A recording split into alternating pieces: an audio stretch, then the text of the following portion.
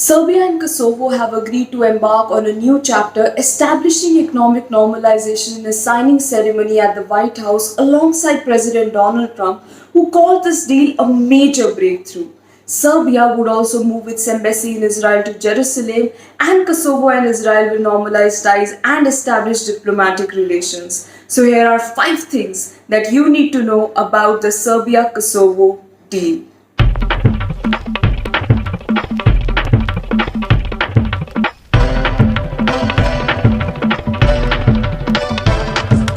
The Balkan states have been embroiled in a debate over sovereignty. Serbia and Kosovo were one until Serbia first lost the Kosovo region to the Ottoman Turks back in the Middle Ages and only regained the territory in the early 20th century. In the aftermath of the World War II, Kosovo largely enjoyed autonomy as a region within Serbia.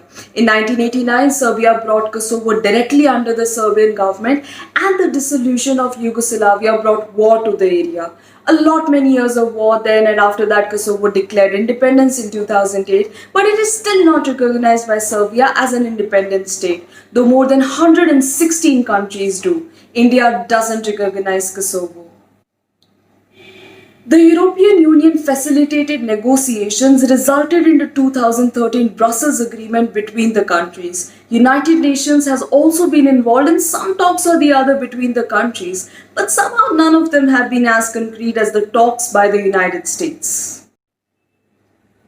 The United States is investing $13 billion in infrastructure in Serbia and Kosovo. There will be interconnection of air, train and road traffic. Kosovo and Serbia are expected to become part of a single market.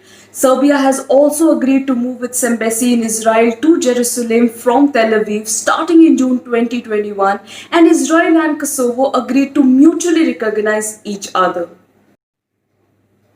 Other than Serbia and Kosovo, President Donald Trump and Israel benefit from this deal.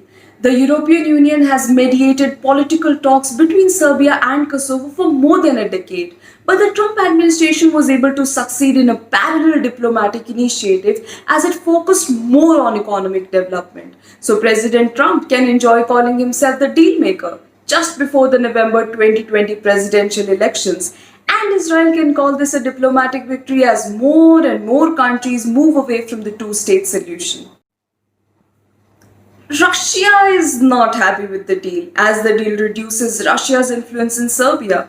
The European Union has also voiced serious concern and regret over Serbia's pledge to move its embassy in Israel to Jerusalem from Tel Aviv.